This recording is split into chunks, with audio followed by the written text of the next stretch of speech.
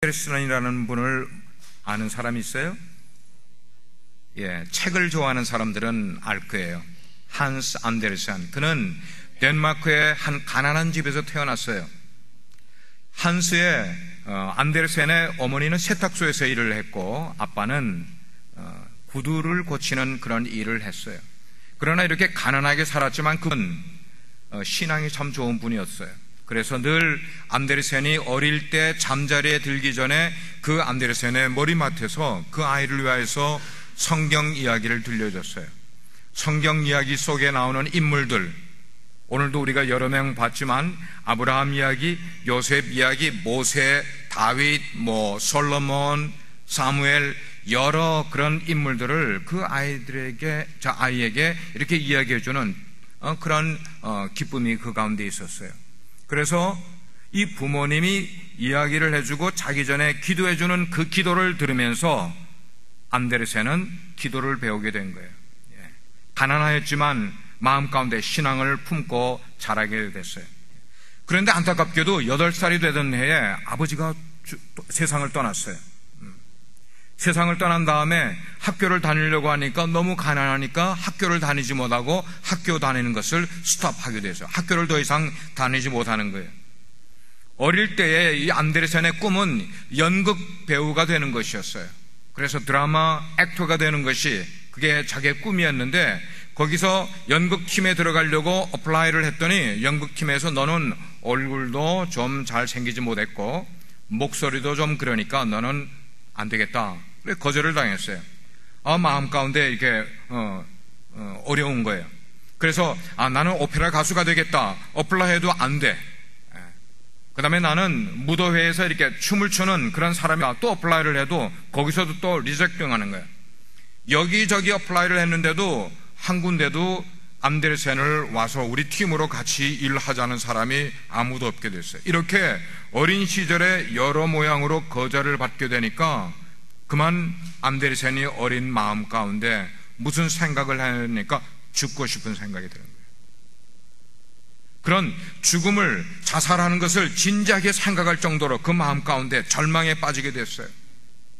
근데 이런 절망 가운데 있는데 마음 가운데서 무슨 생각이 쭉 올라오는 거야.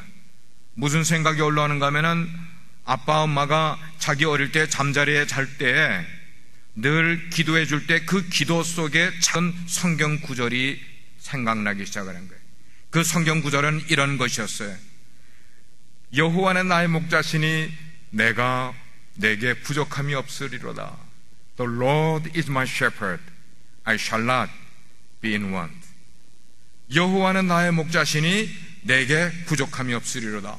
그렇게 기도를 계속하고 기도를 하고 있는데 얼마 안 있어서 자기도 전혀 한 크리스찬 국회의원한테서 연락이 온 거예요. 한스 안데르센, 내가 너를 만나고 싶다. 그래서 만나서 자기의 사정 이야기를 다 이야기를 하니까 그 착한 크리스찬 국회의원이 그러면 내가 너에게 학교를 다니게 해주겠는데 라틴어 학교를 가려무나. 라틴어 학교는 다니기가 쉬운 게 아니에요. 근데 그 라틴어 학교를 다니면서 공부를 열심히 했어요. 공부를 열심히 하는 가운데 마침내 글을 쓰는 사람이 되었어요. 그 다음에 글을 쓰는데 수많은 사람들에게 감동을 주는, 그래서 덴마크 사람뿐만 아니고 세계 한국 사람들에게도 이 책이 많이 읽혀지는 그런 책, 여러분들이 읽은 책 가운데 상냥파리 소녀, 인어공, 그 다음에 또 뭐가 있어요? 또 뭐가 있어? 미운 오리새끼, 이런 유명한 그런 동화들을 누가 썼는가 하면 한스 안데르센이 그 책을 쓰게 된 거예요. 그러면서 나중에 이야기하기를 그 책에 있는 주인공이 곧 자기였다고 이야기를 하는 거예요. 그 말은 어린 시절에 어마어마한 어려움과 그런 굴곡을 많이 겪으면서도 절망 가운데 있으면서도 하나님께서 자기를 회복시켜 주신 것에 대한 그런 내용을 이야기로 이렇게 만들어서 사람들에게 알려주게 된 것이었어요. 여러분들이 인생을 살아가게 될 때에 지금은 여러분들이 모르겠지만 이제 어른이 되고 청년이 되고 살아가다 보면은 여러분 앞에 스탬블링 블록, 장애물들이 많이 있게 될 거예요. 여러분에게 어떤 벼랑 끝과 같은 절벽 앞에 선 것과 같은 위험이 여러분 앞에 다가올 때가 있을 거예요. 바로 그럴 때에 여러분들이 누구를 바라봐야 되는가? 우리의 선한 목자 되시는 예수님을 여러분들이 바라볼 수 있기를 바라요.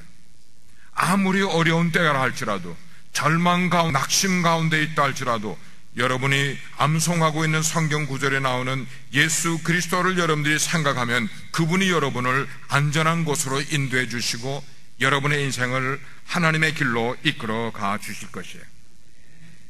오늘 우리 어린이들과 그리고 우리 성도님들과 나누려고 하는 첫 번째 대지는 건강한 신앙생활을 하기 위해서는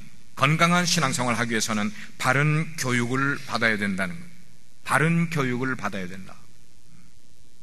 바른 교육이 바른 사람을 만든다는 말이 있어요. 제가 한 말인데 바른 교육이 바른 사람을 만든다. 제가 여러분들에게 학교를 하나 소개해 주겠어요. 영국의 유명한 명문 고등학교인 이튼 칼리지가 있어요. 이튼 칼리지. 이 학교는 세워진 지가 지금으로부터 한 600년 전에 세워진 학교예요. 600년이나 된 학교예요. 고등학교. 근데 여기는 중학교 2학년부터 고등학교 3학년까지 있는 그런 학교예요. 근데 놀라운 것은 지난주 역사 속에서 이 고등학교 출신이 영국의 프라임 미니스터 수상이 19명이나 나온 학교예요. 이 학교의 학생은 몇백 명밖에 안 되는 조그마한 학교예요. 그런데 이 학교는 특별한 철학이 있어. 교육 철학이 있어요. 그 교육 철학 가운데 중요한 것은 뭐냐면 자기 자신만 아는 엘리트는 우리 학교에 원하지 않는다는 것입니다. 인생을 자기 자신만을 위해 살아가려고 하는 사람은 우리 학교에서는 원하지 않는다. 그래서 그 교과 과목들 가운데 가장 중요하게 여기는 과목이 체육학과예요. 체육과. 그래서 평일에는 꼭 한 번씩 학생들을 모아서 축구를 하게 만들어요. 휴일날이 되면은 2번씩이나 모여서 체육 시간을 가지며 또 축구를 하게 되는 거예요.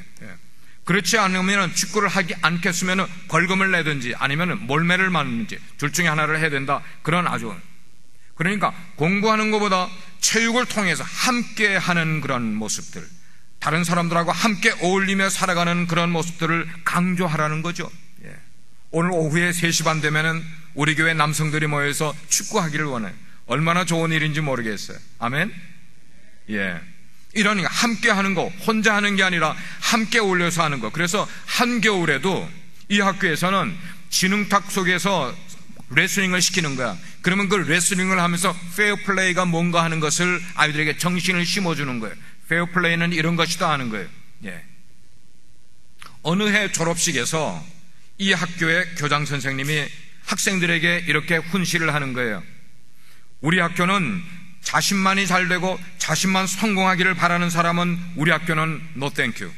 원하지 않는다는 거예요. 그보다는 내 주변을 보살필 줄 알고 사회를 위해서 그리고 나라가 어려움에 처했을 때 제일 먼저 앞장서서 나갈 줄 아는 사람, 이런 사람을 우리 학교는 원한다. 그렇게 교장 선생님이 훈시를 하는 거예요. 그래서 이 학교 학생들은요, 우리 한국 학생들도 몇 명이 거기 들어가 공부하고 있어요. 이 학교 학생들은 그 학교에 들어갈 때 무슨 생각이고 학교에 들어가는가 하면 나는 앞으로 나라를 이끌어갈 사람이 될 거야. 학교에 들어가는 중학교 2학년 학생들의 마음 가운데 나는 앞으로 나라를 책임지고 나라를 이끌어갈 사람이 될 거야 라는 그런 마음을 가지고 그 학교에 들어가니 얼마나 독특한 학교가 되냐는 것이. 이 학교는 공부를 잘하는 대신에, 그래서 공부를 강조하는 그런 것 대신에 자긍심을 강조를 합니다.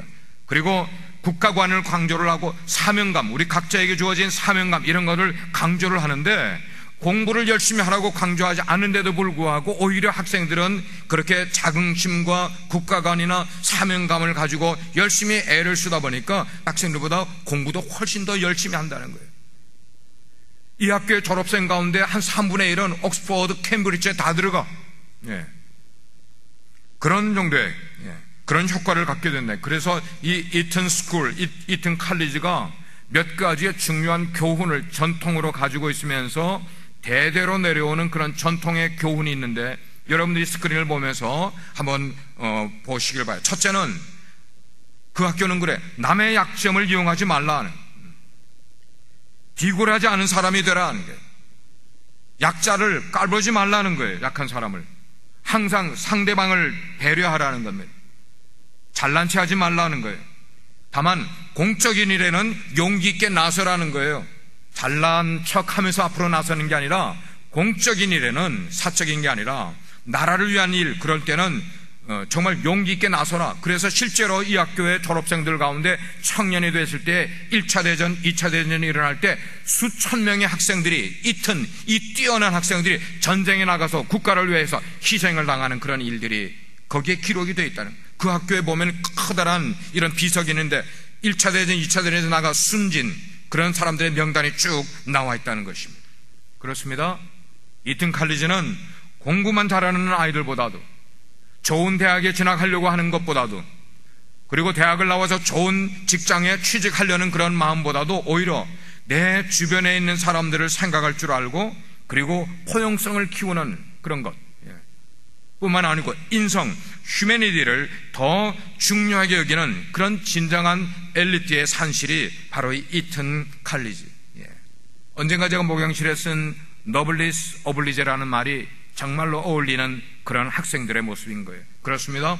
건강한 신앙생활을 위해서는 바른 교육을 받아야 되는데, 여러분들이 어릴 때부터, 학생 때부터 교회에 나와서 그냥 왔다 하는 게 아니라 정말 여러분들의 미래의 바른 가치관을 가지기 위한 바른 교육을 받는 것이 교회에서 얼마나 중요한지를 기억해 주시길 바라요.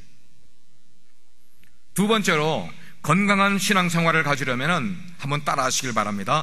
바른 목표를 가져야 한다. 바른 목표를 가져야 돼요. 사람들에게 이런 질문을 해봅니다. 어떻게 사는 것이 잘 사는 것입니까? 어떻게 사는 것이 잘 사는 것입니까? 라고 물어볼 때 많은 사람들이 대답을, 잘 사는 거는 열심히 사는 게 잘 사는 거죠. 최선을 다해서 살아가는 것이죠. 행복하게 인생을 살아가는 게 것 아니겠어요? 이런 대답을 많이 해요. 자, 이런 대답이 나오게 될 때 그런 대답을 듣는 사람들도 맞아요. 열심히 살고 최선을 다하고 행복한 마음을 가지고 살아가는 게 이게 잘 사는 거예요 라고 대답을 할 수 있겠지만, 여러분 한번 다시 생각해 보기를 바라요.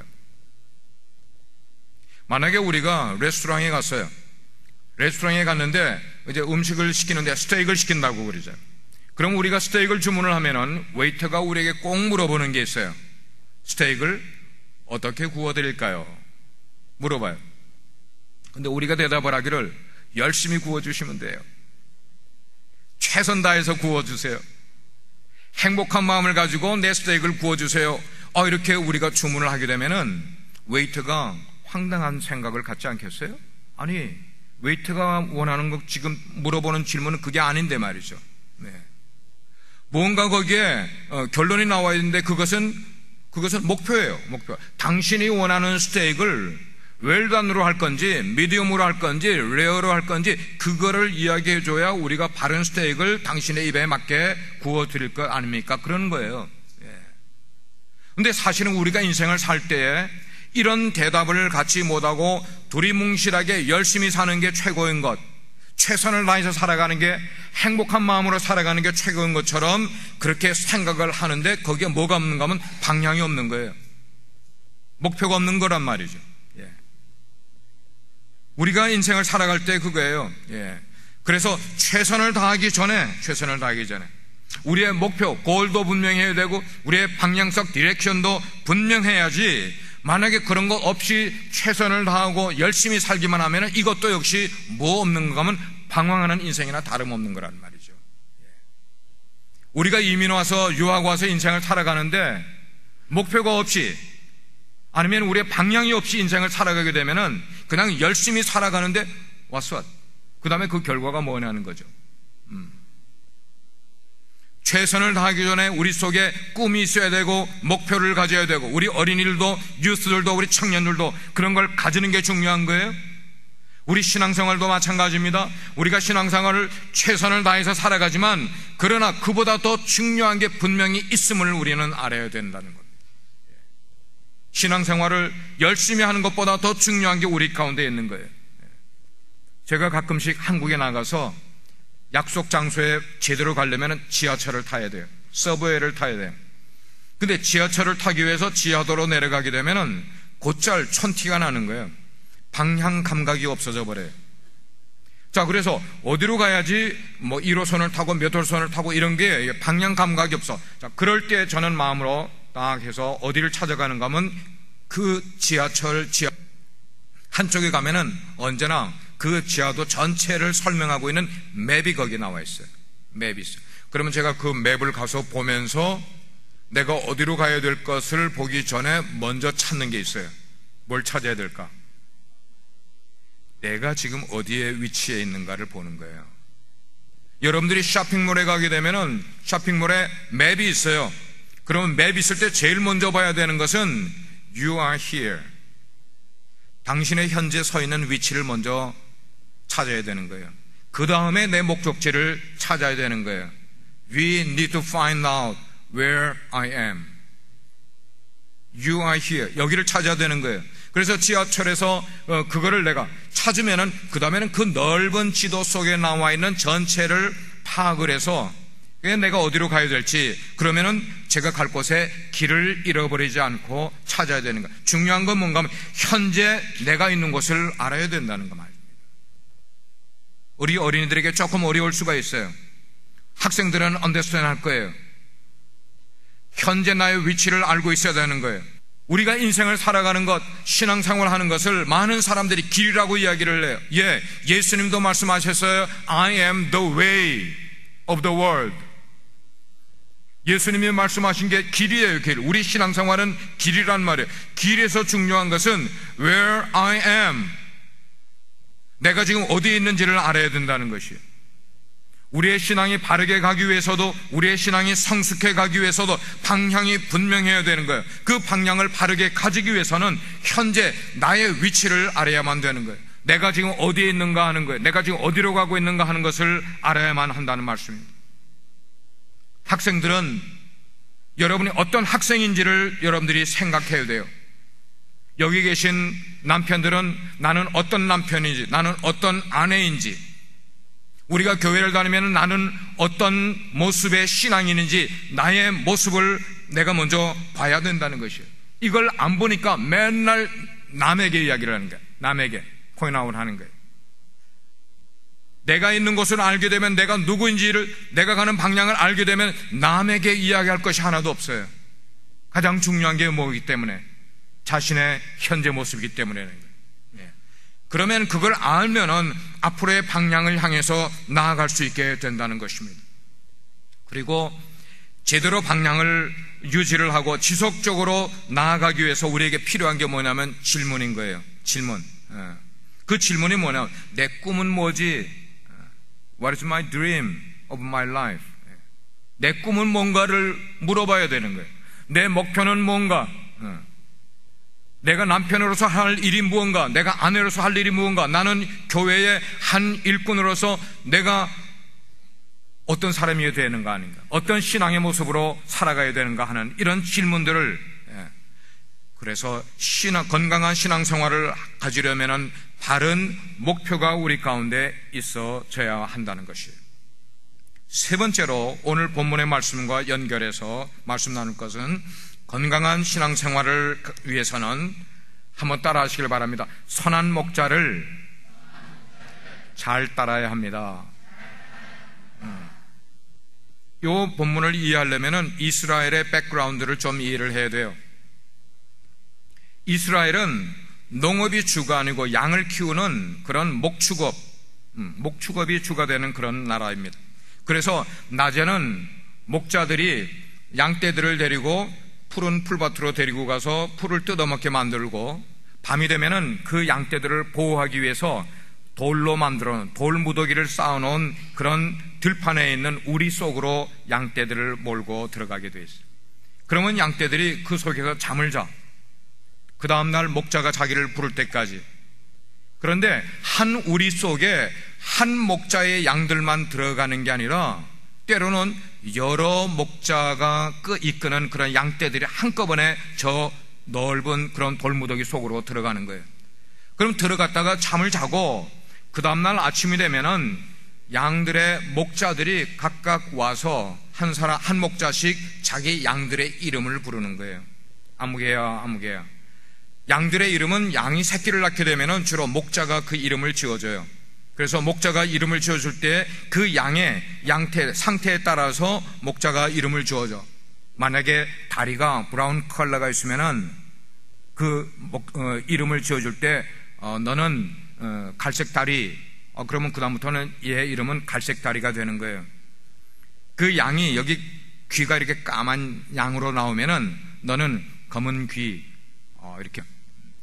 어떤 양은 머리가 크다 그러면 뭐라고 그럴까? 너는 큰 머리, 뭐 이렇게 붙여줘요. 얼룩이 있으면은 얼룩이는 너는 얼룩이. 양들 가운데 목자의 말을 잘 안 듣고 이렇게 잘 도망 다니고 그러면 너는 빼돌이. 이렇게 이름을 붙여주면 그때부터 오랜 시간을 목자와 양이 함께 지나면서 목자의 음성을 양들이 캐치를 하는 거예요. 그래서 목동들마다 음성이 다 다르잖아요.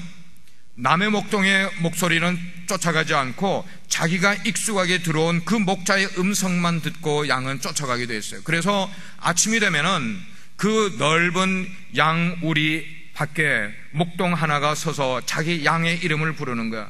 그러니까 오랫동안 지냈으니까 양 숫자가 아무리 많아도 목자는 양의 이름을 기억을 하고 있는 거예요. 그래서 부르는 거예요. 얼룩아. 그럼 얼룩이가 예 하고 뭐 대답은 매 하고 쫓아나오는 거야.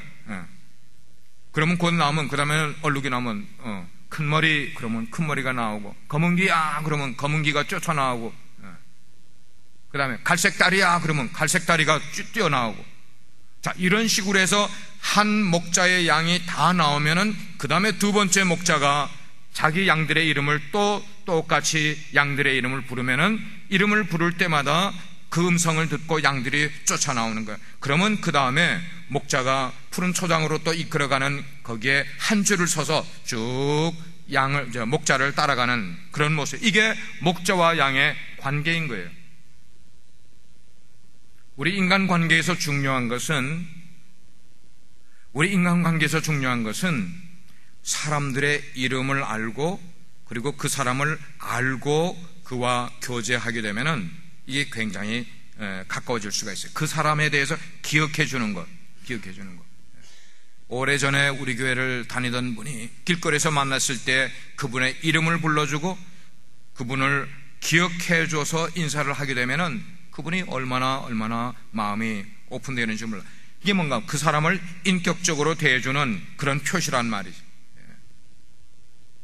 만약에 우리 학생들에게 오바마 대통령께서 여러분들에게 전화를 걸어서 여러분의 이름을 아무개야 하고 이름을 불러주고 여러분에 대해서 안다고 할 때 그래서 나랑 점심 같이 먹을까? 라고 이야기한다면 우리 학생들 마음이 어떨까요?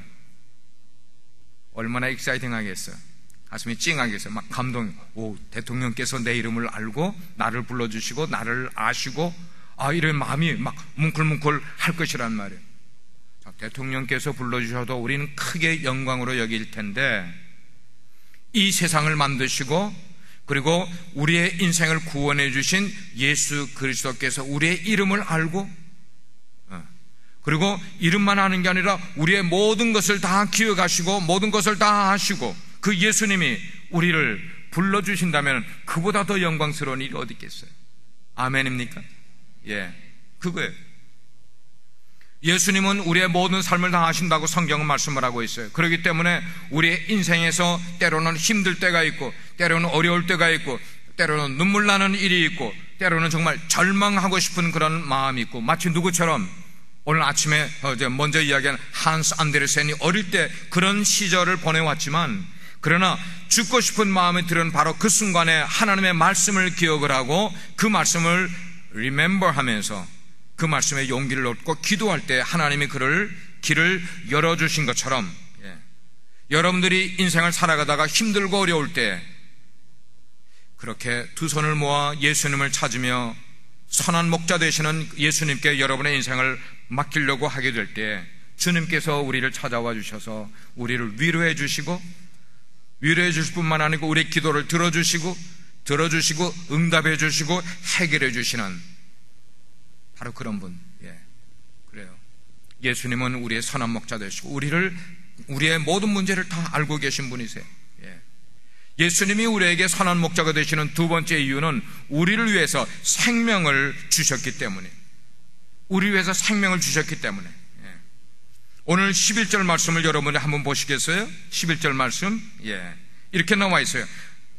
나는 선한 목자라. 선한 목자는 양들을 위하여 목숨을 버리거니와, 싹구는 목자도 아니요 양도 제 양이 아니라 이리가 오는 것을 보면은 양을 버리고 달아나 버린다, 그렇게 말씀을 하고 있어요. 그렇습니다. 예수님은 선한 목자이기 때문에 정말로 우리들에게 생명을 주시고 더 풍성하게, 더 abundantly 그랬어요. 더 풍성하게 누리게 해주시는 분임을 믿으시기를 바랍니다. 오늘 말씀을 한번 우리가 요약을 해보겠어요. 양들은 목자가 없이는 하루도 제대로 살 수 없는 존재가 양이에요. 그러나 양은 눈은 나쁜 대신에 이 청각이 굉장히 발달되어 있어요. 그래서 목자가 조금만 멀리 있어도 목자를 바라보지 못해. 그러나 청각이 발달해서 목자의 음성을 안다고 그랬어요. 목자가 말하는 것이나, 그러니까 또 양떼들이 서로 매매, 그래서 양떼들은 늘 같이 붙어 다니는 것을 잘해요. 같이 붙어 다니는 거. 왜냐하면 눈이 시력이 나쁘기 때문에. 그러나 음성을 잘 들어. 성경은 말씀하기를 듣는 자가 살아난다 말씀을 하고 있어요. 믿음은 어디에서 난다고요? 들음에서 난다고요. 믿음은 보는 것으로 나는 게 아니라 믿음은 들음에서 난다고 말씀을 하고 있어요. 건강한 신앙생활은 선한 목자를 통해서, 그분을 통하여 바른 교육을 받게 될 때에, 건강한 신앙생활은 선한 목자를 통하여서 발표와 그분이 인도해 주는 방향성대로 쫓아가게 될 때 뿐만 아니고, 우리가 건강한 신앙생활을 하기 위해서는 선한 목자의 음성을 알아듣고 그분을 잘 따라가게 되면은 우리의 인생에 건강한 신앙생활을 할 수 있게 되는 줄 믿습니다. 주님께서는 오늘도 당신의 생명을 우리를 위해서 주셔요. 그리고 그걸 주시기 위해서 우리의 문 앞에 와서 기다리고 계세요. 우리를 놓고 하신단 말. 똑똑똑 아무개야 아무개야 하고 우리를 부르세요. 우리가 그분의 음성을 듣고 문을 열기만 하면은 주님은 우리 속에 들어와 우리가 주님과 함께 인생을 먹고 살아갈 수 있는 줄 믿습니다. 그렇기 때문에 우리가 인생을 안전하고 건강하게 신앙생활을 하기 위해서는 늘 어디에 귀를 기울여야 되는가 하면 선한 목자의 음성에 귀를 기울이고 나가게 될 때 우리는 안전한 주님의 보호 안에 거할 수 있는 여러분 모두가 되기를 주님의 이름으로 축복합니다. 아버지 하나님, 오늘 원바디 워십으로 하나님의 말씀을 나눴습니다. 선한 목자 되시는 예수님을 바르게 따르는 것이 우리 신앙에 큰 힘이 된다고 말씀하였습니다. 그러기 위해서는 교회를 통하여서 바른 교육을 받게 하시고 우리 인생의 바른 목표와 방향성을 갖게 하시며 선한 목자 되시는 주님의 음성을 쫓아나가는 저희들 되게 해주세요. 예수님의 이름으로 기도합니다. 아멘.